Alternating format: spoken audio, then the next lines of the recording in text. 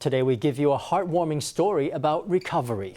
20-year-old dancer Hsiao-cheng felt pain in her hip joints, which greatly affected her mobility and life in general. In a medical examination, she was diagnosed with developmental dysplasia of the hip. But after undergoing surgery at a hospital, she is now able to dance and live her life normally. FTV reporter Stephany Yang met Hsiao-cheng to find out more. This is Hsiao-cheng. It's hard to believe that just a few months ago, she was bedridden due to a hip condition. She would often wake up in the middle of the night due to sharp pains, which also stopped her from dancing and even living a normal life. 最痛是就是晚上睡觉会被痛醒。 The most common symptom was that I would be woken up by the pain at night, unable to get out of bed, and I could only stay in bed. I usually had mild pain, and walking normally or being in class was uncomfortable. The pain would not stop and lasted for several months. It disturbed my life. When it hurt, I had to take painkillers to dance. I couldn't perform many movements that affected my dancing. The most painful was my hip joint, and sometimes my knee also hurt. After the operation, I can now dance normally. After getting diagnosed at Taipei Veterans General Hospital, doctors formulated a precise treatment plan based on a 3D printed model of her hip joint and completed a minimally invasive acetabular reconstruction surgery.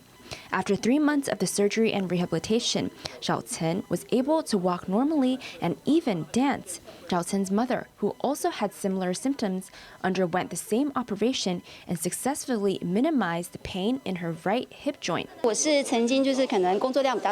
used to have a heavy workload. When I walked a lot, the pain was above the knees and behind the thighs and buttocks. The pain would feel like a knife cutting me. The hospital utilized 3D printing technology to create a model of their hip joints. After that, doctors made a pre-operative plan by calculating the optimal rotation angle of the hip. Doctors say this 3D printing helped increase their surgery's precision and speed. There are several benefits. The first one is that the pre-operative planning will be smoother, and you can know how the operation should be carried out. The operation time can also be shortened. In this example, the operation was originally expected to take 2 to 3 hours and may have caused a lot of blood loss, 500 milliliters to 600 milliliters.